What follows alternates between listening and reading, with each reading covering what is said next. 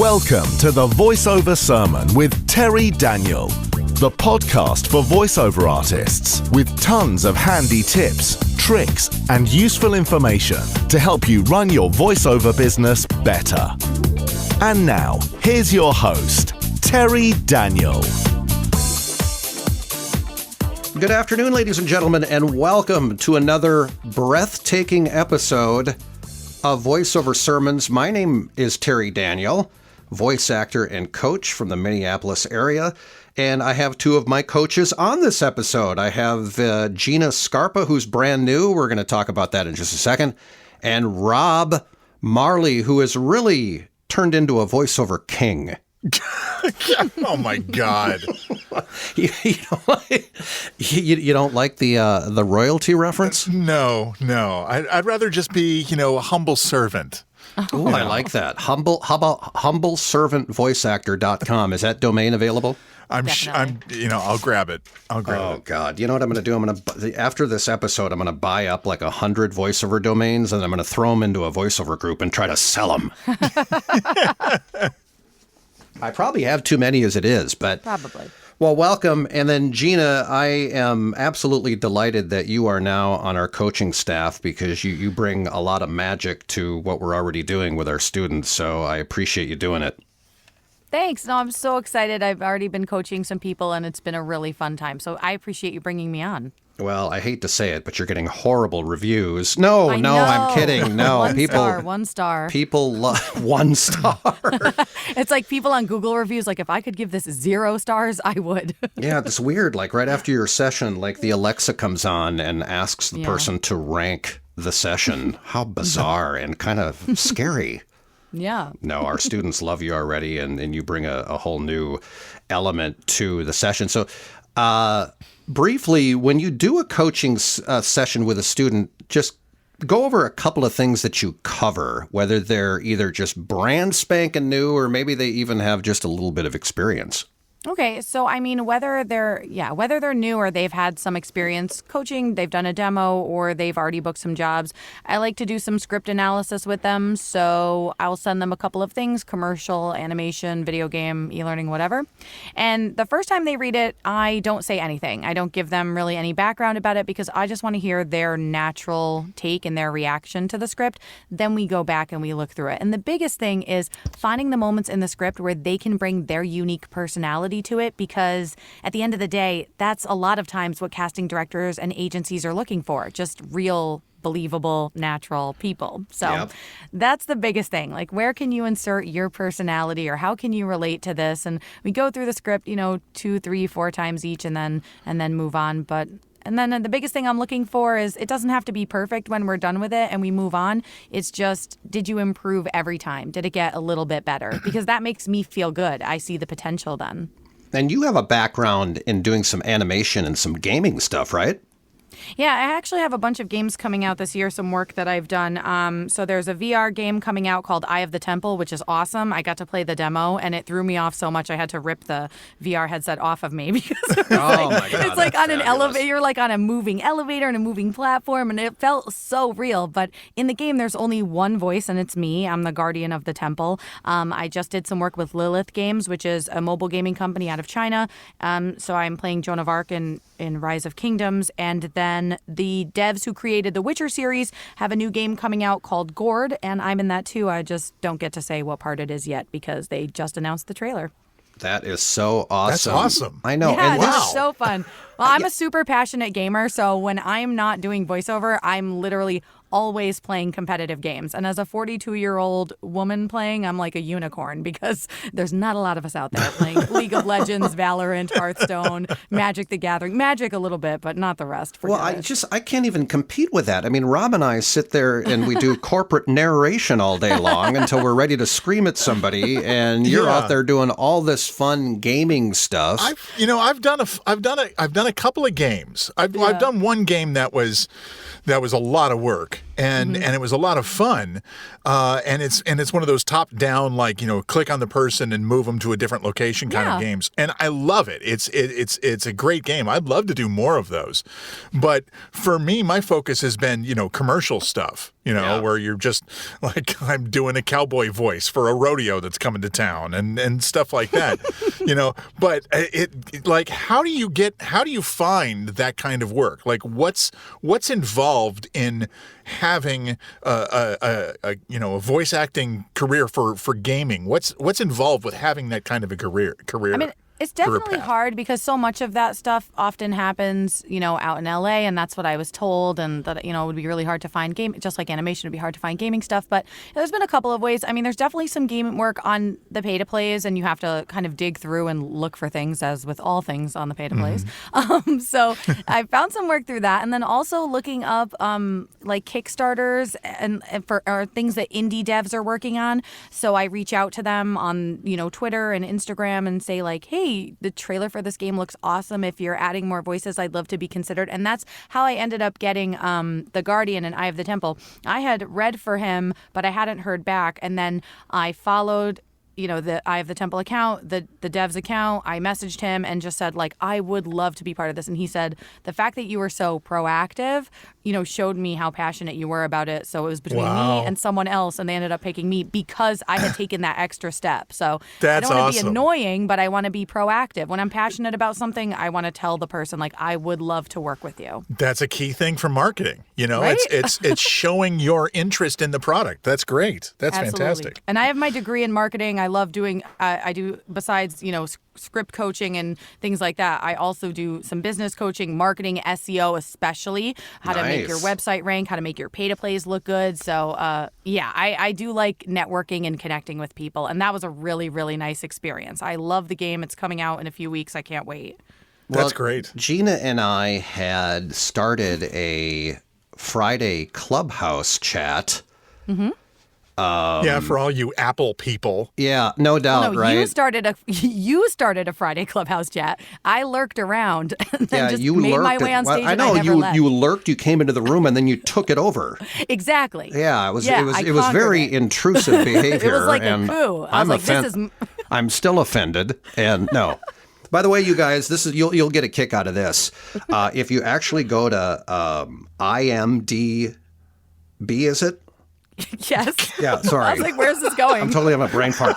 No, do a search for my name and you will see my one credit for a video game called Close Combat First to Fight. Nice. And don't look at the date where I did it because it was in 2005. That was so the graphics are amazing, is what you're talking about. That was the last time I actually did a video game voiceover. Really? But Wow. I do have a credit. That's cool. On that website for a video game that I don't believe is still in distribution or anything, but it's kind of comical because when occasionally saying, well, if I look you up in IMDb, am I going to find well, they don't really list corporate e-learning stuff in IMDb or medical narration, but you will find Close Combat First to Fight. First to Fight. Yes, I was voiceover number 1 and Your Kidneys and You, the corporate... Yes, or How to Conquer ADHD. Exactly. Yeah, that's the people really love to read about that stuff.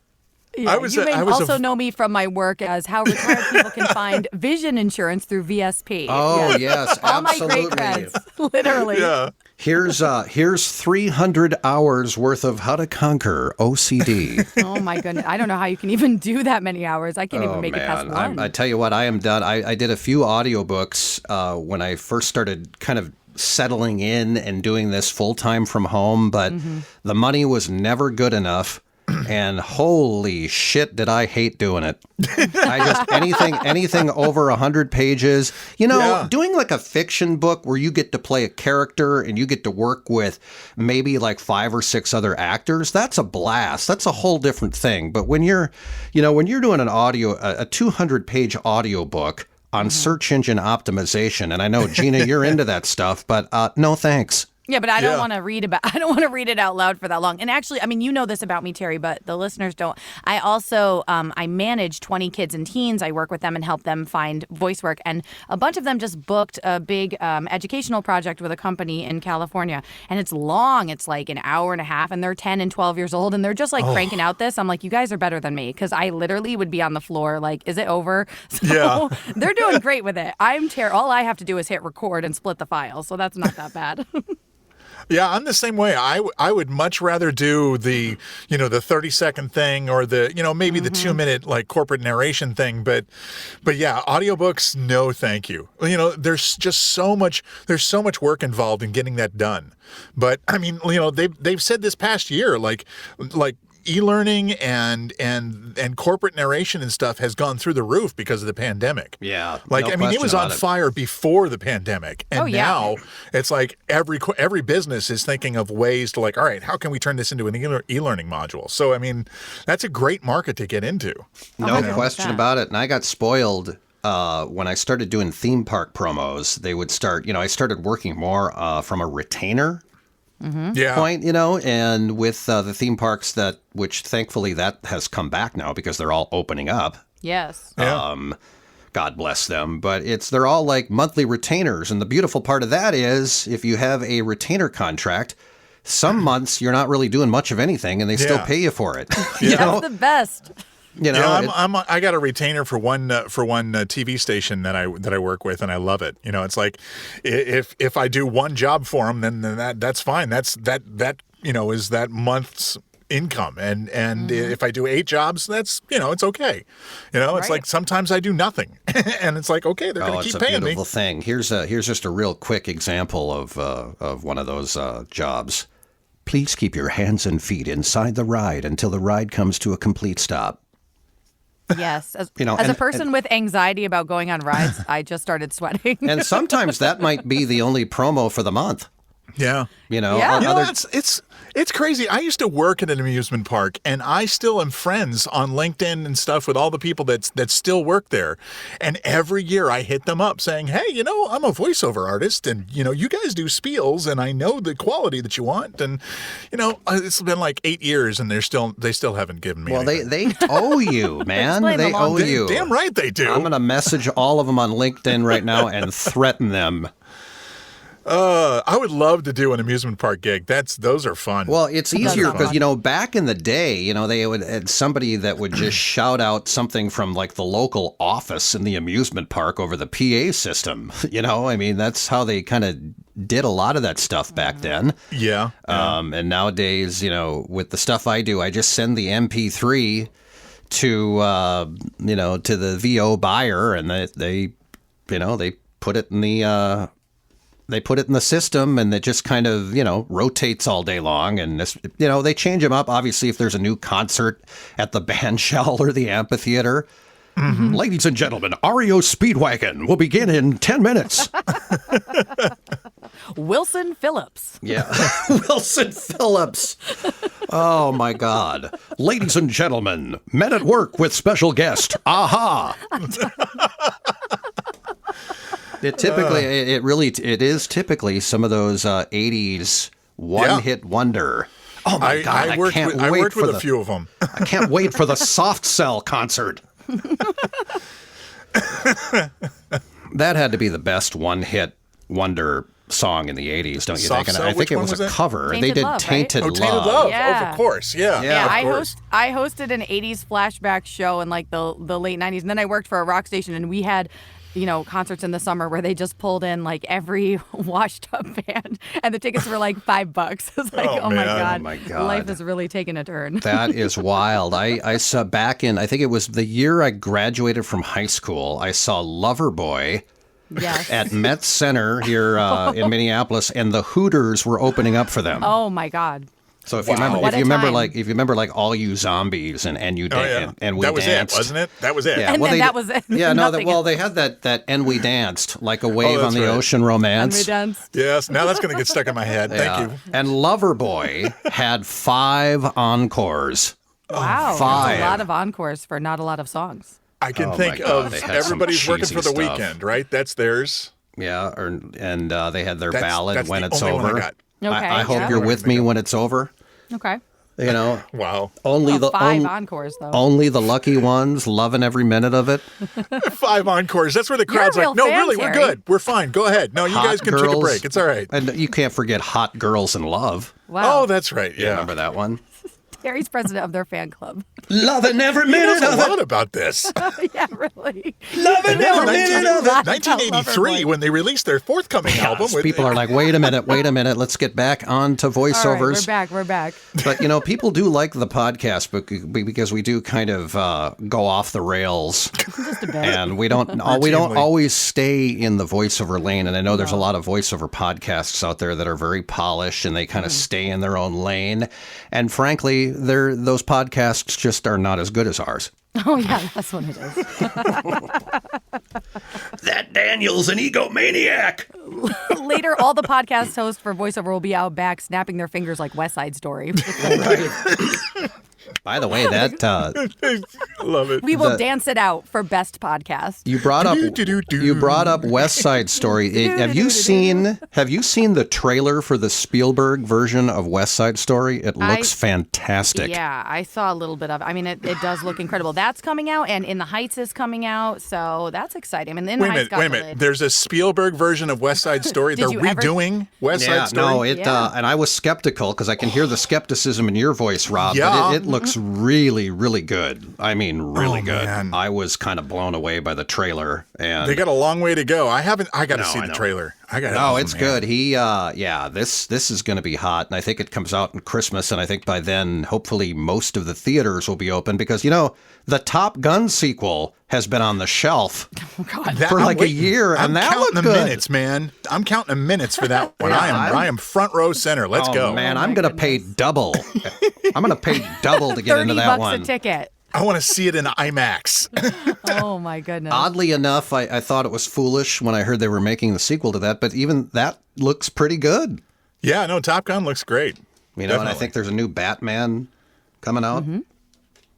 Wow. I think I just want some movie popcorn. Just give me a huge bucket just want a by movie. myself. Yeah, just forget I the just popcorn. want to sit in a theater and smell I the have- popcorn. Oh and, God, all no that doubt about stuff. it. And you know what? That. Not only do I want to smell the popcorn, but I actually miss bitching people out who are sitting behind me eating corn nuts. Why are you yelling at them? Oh yeah, I'm the jackass that always turns around and go, "Hey, you buddy, I'll mind?" give you $20 for your corn nuts." He's very get off my lawn. That's the Yeah. Yeah, Well, I'm this sitting is there. one of Come those on now. I'm sitting there watching Saving Private Ryan. And this guy is eating corn nuts behind me, and there's it's a matinee movie, so it's not real busy, and the movie had been out for a while, and you wouldn't believe it. I mean, this guy gave me such a migraine with the sound of him chewing these corn nuts, so I turned around and I offered $20 for him. I mean, dude, here's $20. Give me your damn corn nuts. Oh my Oh god. man, I do miss sitting in a theater. I do too. I miss that experience. Yeah. Well, I think it's happening. I mean, more and more stuff is opening up, and hopefully we'll be in good shape in a few months. By the way, speaking of like Batman, if you guys had a chance to play a villain in a Batman movie, who would it be? Ooh, Oh my gosh. I don't that's a even good know. one. In a DC am I one playing? or in like any kind of superhero movie. Oh God, are you going to be really picky about if it's DC He's or going to. Marvel? No, it doesn't matter to me, really. It just to play a bad guy in any major oh, yeah, that film would would be be awesome. awesome. Oh, yeah. I mean, Oh, my God, I that always would- say the bad guys have the best lines. They have the best 100%. outfits. Yep. It's the bad guys make the movie. Oh, I'd totally want to be a bad guy. Absolutely, bring it on. What's this? What was this version that they made for like HBO Max? It was like 4 or 5 hours long. This Justice League. Have you heard of this? know. It was a different see it. director that did his version of it. Oh my God, I can't remember the name. Oh, now. Zack Snyder. Yeah, Zack yeah, Snyder? the Zack Yeah, yeah. Snyder version. It's 4.5 hours long, and I heard it just sucked. I heard that they reshot scenes, like scene for scene. They reshot Yeah. stuff. Oh, yeah. Because it's his version. Just like there was a different version of one of the Superman movies with Christopher Reeve. It was a Yeah. different director's cut. Oh. And that one was just confusing. I think it was like Superman 2 or something, but Yeah, but no, doesn't bother. this one, like Zack Snyder, like reshot already shot scenes. And like I don't get it. I don't get it. I mean, I guess there's an appeal, you know. HBO Plus probably makes tons of money off of it, but they kind of fell flat on their face with Wonder Woman, I thought, you know. Yeah, a lot of people didn't like it. I didn't see it. It was very confusing. It was a very confusing movie. did you guys see? Made no sense. You know who's kicking ass is Disney, man. Disney yeah. Plus is the one streaming network, in my opinion, that you have to have. Because I don't know if you guys saw Falcon and the Winter Soldier. Oh yeah. Oh, you Oh, are my like really God. hyped on it. I mean, I loved WandaVision, and I'm waiting to watch Falcon. But I've watched I've read your reviews online on your on your Facebook page and stuff, and I'm like, I gotta watch this. When I first watched WandaVision, that first episode, I'm like, really? We're going to do this? Okay. And then it was like, okay, it's getting a little weird. Okay, it's getting dark. Okay, oh, this is serious. You know, like WandaVision was awesome. Oh, I loved it. You know, Falcon and Winter Soldier is really good.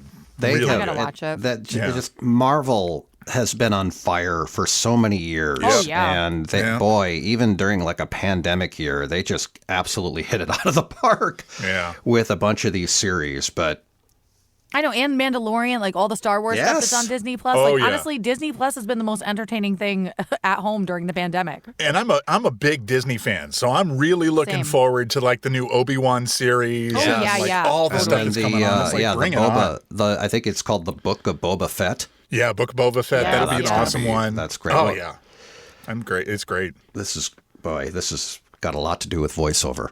Yeah, oh yeah. Kind of does. People are learning a lot Sure today. It does. It's perfect, you know.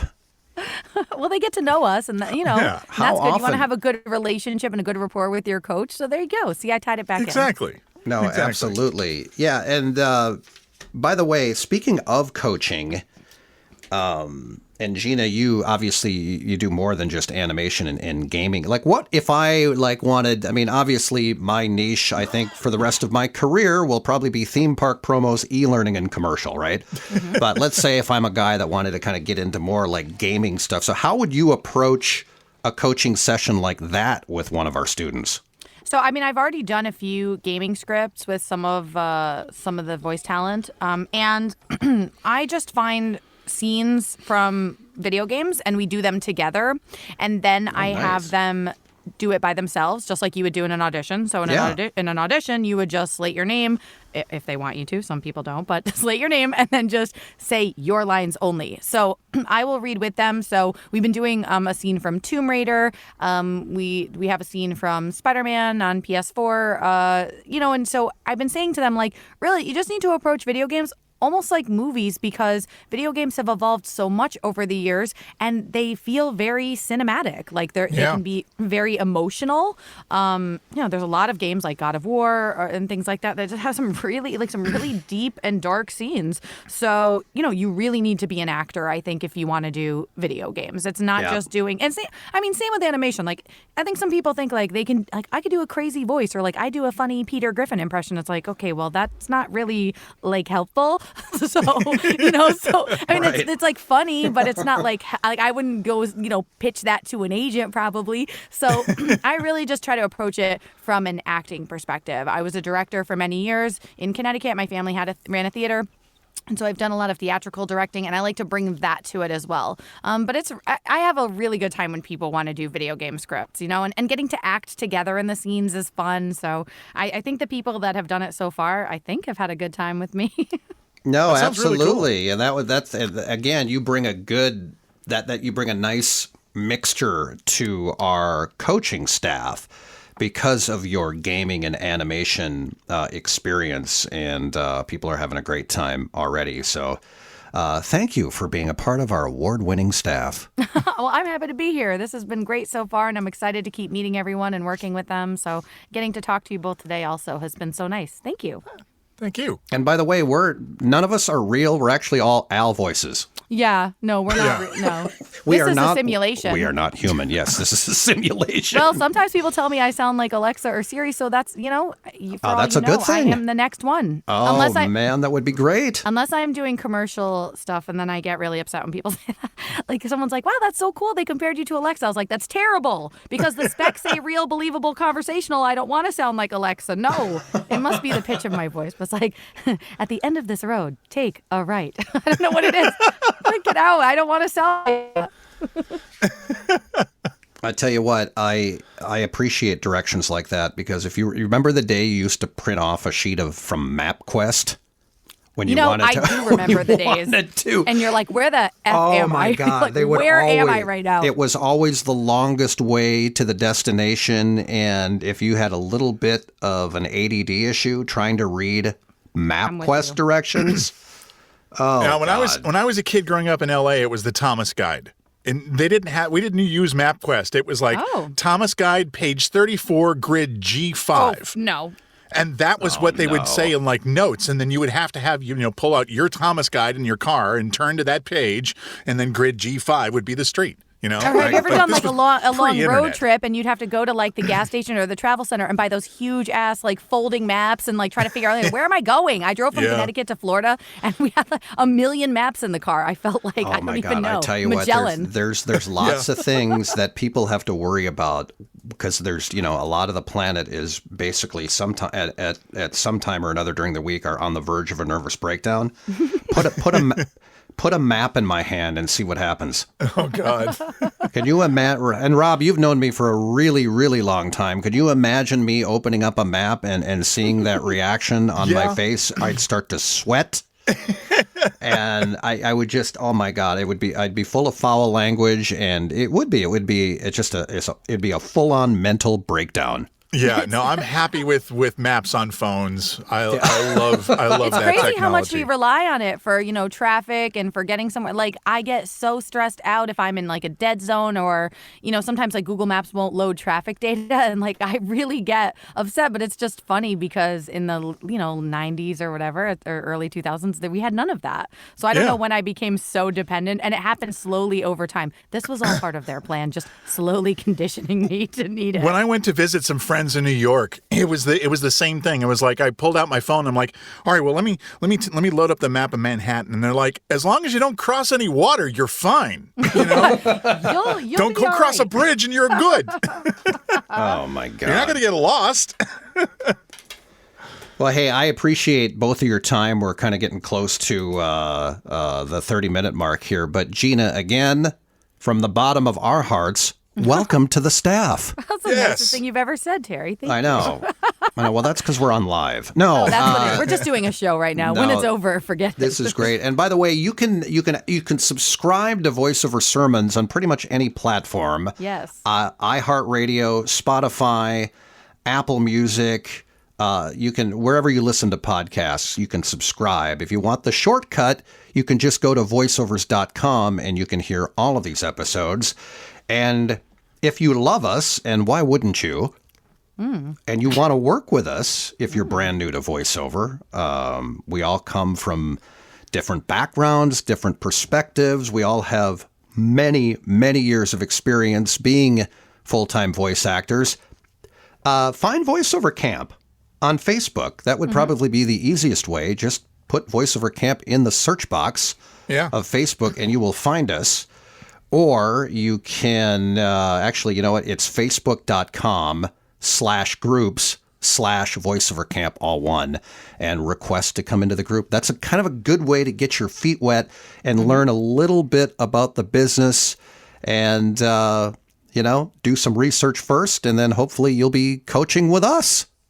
I know. I see a lot of people that are new jumping into other groups and asking questions that have been asked a million times. And VoiceOver Camp is really meant to help those newer voice talent, learn the way of voiceover and get their questions answered, feel comfortable. So, feel free to come hang out with us. Absolutely. It's a great way. Just ask questions. That's the whole point. It's a place to find out more. And you always have to watch out. We've said this in several episodes, but take any advice you get in forums for the most part with a grain of salt, because we have voiceover groups on Facebook that are moderated by talents who just started 5 minutes ago. So you got to be careful. And if you ever see a piece of advice in a comment thread, or if you see somebody post something, Google the person who said it and find out how much experience they have. Yeah. Yeah. That's a good way, because, if it makes one of your eyebrows go up, it's like, okay, this is weird information, or ask us in Voiceover Camp, because we know everything.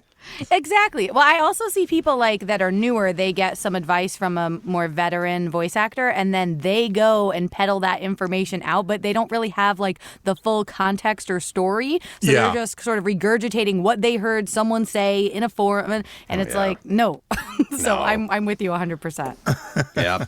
Good to do your research, and we'd love to have you in Voiceover Camp. It's the group Voiceover Camp. Again, facebook.com/groups/Voiceover Camp. You can get there right away and send us a request. That's it for now. My name's Terry Daniel, voice actor coach from Minneapolis, along with Gina Scarpa and Rob Marley. Thank you, guys. Thank you. Thank you. This has been a blast.